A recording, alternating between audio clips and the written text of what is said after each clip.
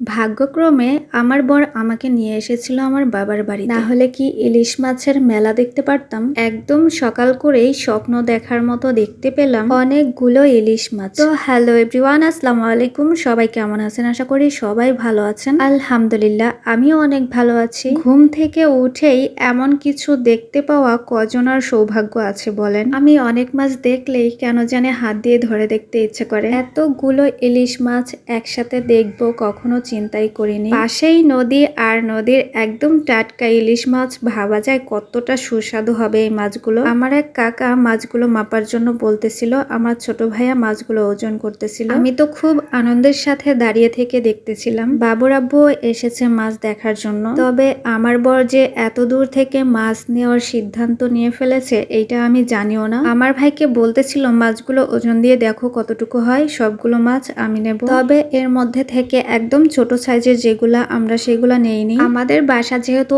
অনেক দূরে, ফরিদপুর থেকে কুষ্টিয়া যেতে 3 থেকে 3.5 ঘন্টা সময় লাগে। এই টাটকা মাছ তো একদমই নেওয়া সম্ভব নয়। অন্তত পক্ষে 2 থেকে 3 দিন ডিপ ফ্রিজে রাখার পরে তারপরে আমরা নিতে পারবো। আমার ছোট ভাই মাছগুলো ওজন করে আমার হাতে রাখা ব্যাগের মধ্যে তুলে দিল। আমি তো মহা খুশি। আমি চিন্তাই করিনি যে বাবুর আব্বু এখান থেকে এতগুলো মাছ নিয়ে যাবে। আর গাইস, এই মাছগুলো যদিও আমরা আলাদাভাবে বাসায় নেওয়ার জন্য কিনেছিলাম, আমার মাও কিন্তু এইদিকে বড় সাইজের কয়েকটা মাছ আমার জন্য রেখে দিয়েছিল বাসায় নিয়ে যাওয়ার জন্য। আলহামদুলিল্লাহ, এক এক করে অনেকগুলো মাছই হয়ে গেল আমাদের। বাবুর আব্বু এইটাই চিন্তা করে এই মাছগুলো কিনে নিল, কারণ পদ্মার অরিজিনাল ইলিশ আমরা কখনোই খেতে পারি না। আর সেই মাছগুলোতে তেমন সুঘ্রাণও নেই, যে কারণেই এই মাছগুলো ধরে আনার সাথে সাথেই বিক্রি হয়ে যায়। এক মুহূর্তের মধ্যেই মাছগুলো বিক্রি হয়ে গেল। আমার ভাইরাও কিন্তু বাড়িতে খাওয়ার জন্য মাছ কিনে এনেছিল। আর গাইস, আপনারা এই মাছগুলো দেখে বলবেন এইখানে কতটুকু মাছ হতে পারে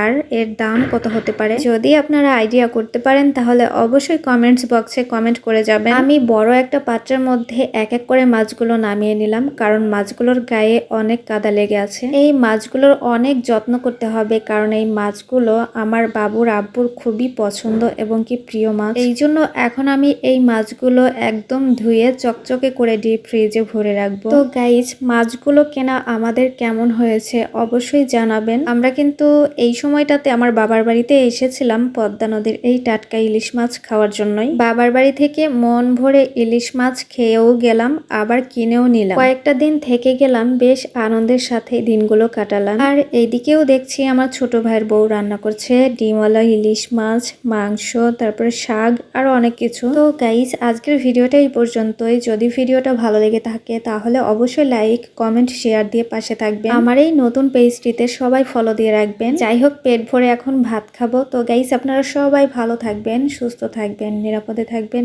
আল্লাহ হাফেজ, আসসালামু আলাইকুম।